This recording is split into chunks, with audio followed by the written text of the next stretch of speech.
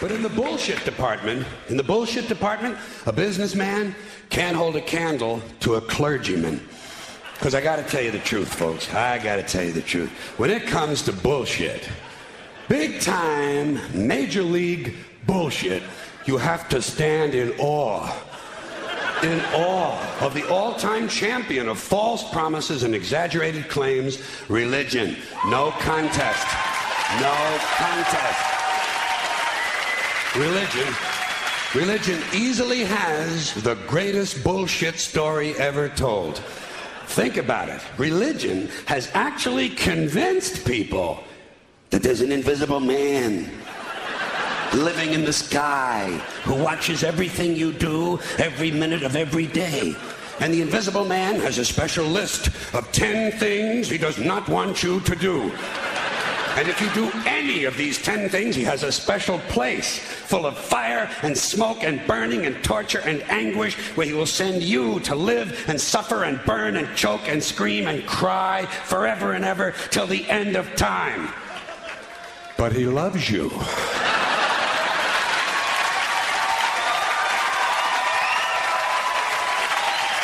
He loves you. He loves you and he needs money. He always needs money. He's all powerful, all perfect, all knowing, and all wise. Somehow, just can't handle money. Religion takes in billions of dollars. They pay no taxes, and they always need a little more. Now, you talk about a good bullshit story. Holy shit.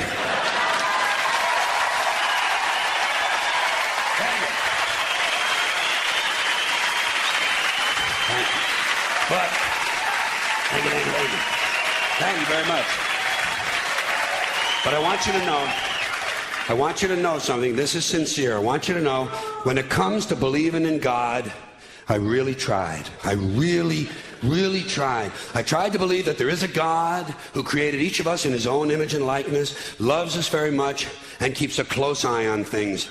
I really tried to believe that, but I gotta tell you, the longer you live, the more you look around, the more you realize something is fucked up. Something is wrong here. War, disease, death, destruction, hunger, filth, poverty, torture, crime, corruption, and the ice-capades. Something is definitely wrong. This is not good work. If this is the best God can do, I am not impressed. Results like these do not belong on the resume of a supreme being. This is the kind of shit you'd expect from an office temp with a bad attitude. And just between you and me, if in any decently run universe, this guy would have been out on his all-powerful ass a long time ago. And by the way, I say this guy because I firmly believe, looking at these results, that if there is a God, it has to be a man. No woman could or would ever fuck things up like this.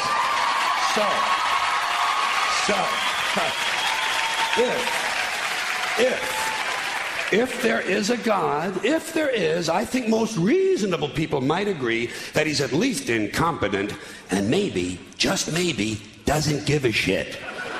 Doesn't give a shit, which I admire in a person and which would explain a lot of these bad results.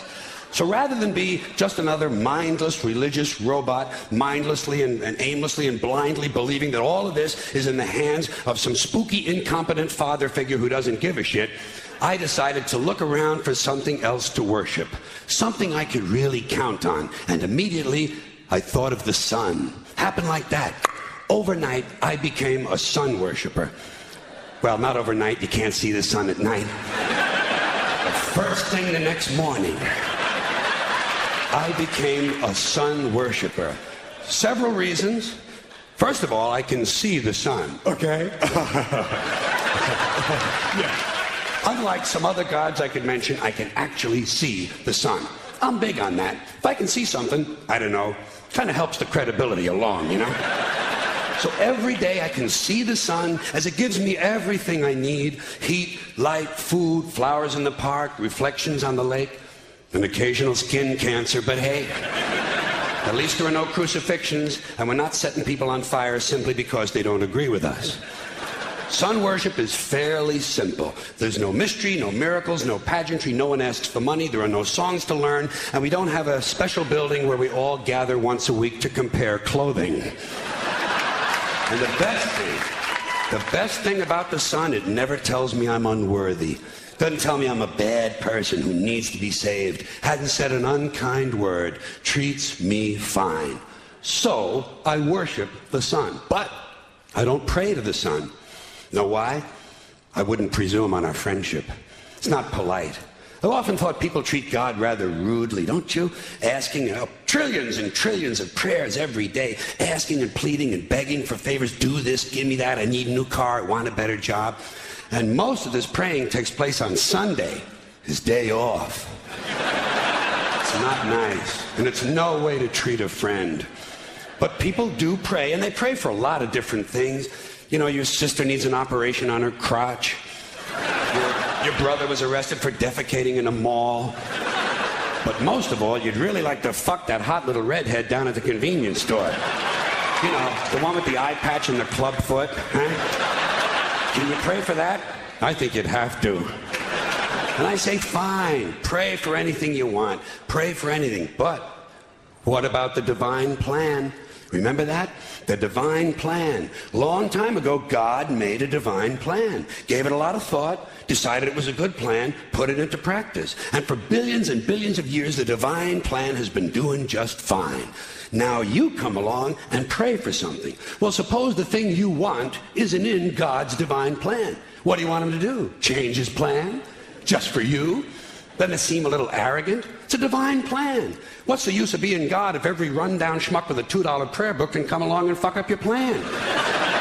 And here's something else, another problem you might have. Suppose your prayers aren't answered. What do you say? Well, it's God's will. Thy will be done. Fine, but if it's God's will and he's going to do what he wants to anyway, why the fuck bother praying in the first place? Seems like a big waste of time to me. Couldn't you just skip the praying part and go right to his will? It's all very confusing.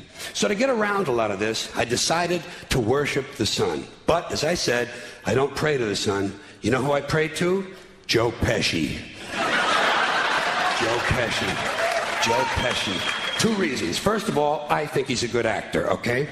To me, that counts. Second, he looks like a guy who can get things done. Joe Pesci doesn't fuck around. Doesn't fuck around. In fact, Joe Pesci came through on a couple of things that God was having trouble with.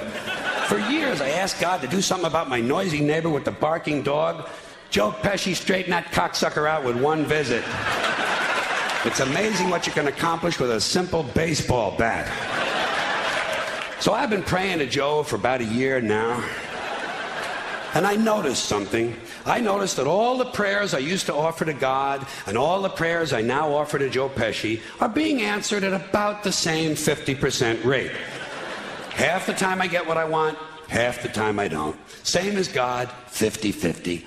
Same as the four-leaf clover and the horseshoe, the wishing well and the rabbit's foot. Same as the mojo man. Same as the voodoo lady who tells you your fortune by squeezing the goat's testicles. It's all the same, 50-50. So just pick your superstition, sit back, make a wish, and enjoy yourself. And for those of you who look to the Bible for moral lessons and literary qualities, I might suggest a couple of other stories for you. You might want to look at The Three Little Pigs. That's a good one. Has a nice, happy ending. I'm sure you'll like that. Then there's Little Red Riding Hood, although it does have that X-rated part where the big bad wolf actually eats the grandmother, which I didn't care for, by the way. And finally, I've always drawn a great deal of moral comfort from Humpty Dumpty. The part I like the best, all the king's horses and all the king's men couldn't put Humpty Dumpty back together again. That's because there is no Humpty Dumpty and there is no God. None, not one, no God, never was. In fact, I'm gonna put it this way. If there is a God, may he strike this audience dead. See, nothing happened. Nothing happened. Everybody's okay. All right? Tell you what. I'll raise the stakes. I'll raise the stakes a little bit. If there is a God, may he strike me dead. See? Nothing happened. Oh, wait, got a little cramp in my leg. And my balls hurt. Plus, I'm blind. I'm blind. Oh, now I'm okay again. Must have been Joe Pesci, huh? God bless Joe Pesci. Thank you all very much. Joe bless you. Thank you very much. I appreciate it.